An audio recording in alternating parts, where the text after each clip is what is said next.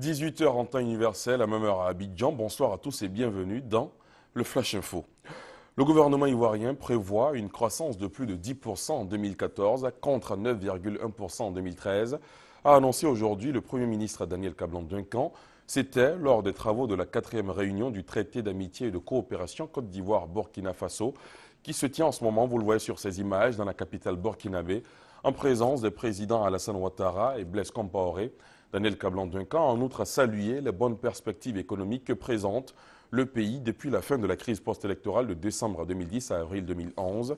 Cette 4e conférence au sommet du traité d'amitié et de coopération sera marquée par la signature d'une vingtaine d'accords dans divers domaines d'activité entre les deux pays. On y reviendra dans la grande édition. De l'actualité sportive, le lancement aujourd'hui de l'édition 2014 du tournoi de football doté de la Coupe Dominique Ouattara, la première dame de Côte d'Ivoire. Il est destiné aux enfants âgés entre 7 et 15 ans. La compétition sera effective dans plusieurs communes du pays, 17 au total. La cérémonie de lancement a eu lieu ce mercredi au siège de la fondation Children of Africa. À l'étranger, la Guinée a décrété une semaine de deuil national. Une bousculade lors d'un concert organisé sur une plage de Conakry a causé la mort d'au moins 24 personnes hier soir. Un événement qualifié de drame tragique par les autorités qui ont décrété une semaine de deuil national.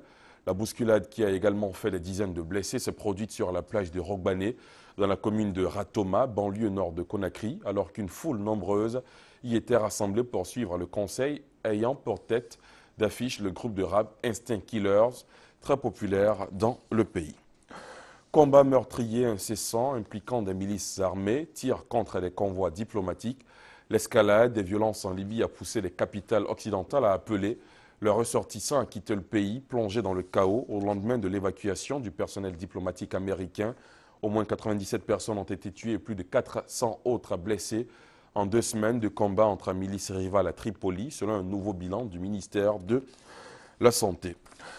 La trêve humanitaire unilatérale de 4 heures décrétée par l'armée israélienne entre 12 h GMT et 16 h ce mercredi n'a aucunement empêché la journée d'être encore une fois sanglante. Dans la bande de Gaza, au moins 100 Palestiniens ont été tués dans une série de bombardements. Les militaires avaient précisé d'emblée que cette trêve que le Hamas a rejetée ne concernait pas les zones où les soldats sont actuellement engagés dans des opérations. En Ukraine, les forces gouvernementales reprennent progressivement du terrain et se rapprochent des grandes villes de la région, Donetsk et Lugansk, où sont retranchés les séparatistes. Les combats se sont également intensifiés près de la frontière avec la Russie. Les enquêteurs internationaux ont de nouveau décidé de ne pas se rendre sur le lieu du crash du MH17 pour la 3e journée consécutive. Reportage. Ces colonnes de chars de l'armée ukrainienne montent vers le front, le long de la frontière russe et dans les faubourgs de la ville de Donetsk. Les forces loyalistes gagnent du terrain. Elles étaient mercredi à une dizaine de kilomètres seulement du bastion des séparatistes pro-russes. L'Ukraine accuse toujours la Russie d'être directement impliquée dans ces combats et de bombarder son territoire.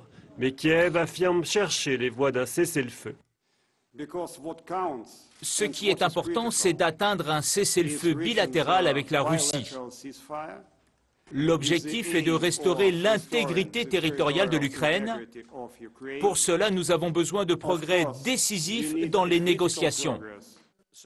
La pression politique sur Moscou s'intensifie. Américains et Européens se sont mis d'accord sur une série de sanctions économiques contre la Russie. Annoncée par le président Obama, elle porte sur les secteurs clés de l'énergie, de l'armement et de la finance. Nous allons bloquer les exportations de technologies américaines concernant les secteurs de l'énergie et de la défense. Nous allons interdire les transactions financières avec les banques russes. Nous voulons également suspendre les crédits qui subventionnent nos exportations et nos investissements en Russie. Il n'est pas sûr que ces sanctions suffisent à stopper Moscou dans sa volonté de déstabiliser l'Ukraine, mais elles peuvent faire souffrir l'économie russe. Selon les experts, la Russie peut surmonter le choc tant que ses exportations de gaz et de pétrole ne sont pas touchées. Et à suivre également dans la grande édition, la lucarne économique de la rédaction EcoPlus. Ce soir, coup de projecteur sur le taux de bancarisation en Afrique. Le continent est à la croisée des chemins. Analyse et décryptage dans EcoPlus. Ce sera bien sûr dans le 20 h. Fin de ce Flash Info. Merci de l'avoir suivi.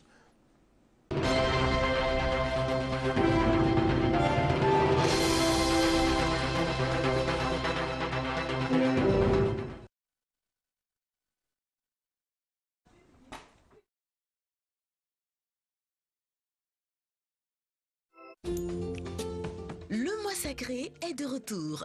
Ramadan Karim à tous.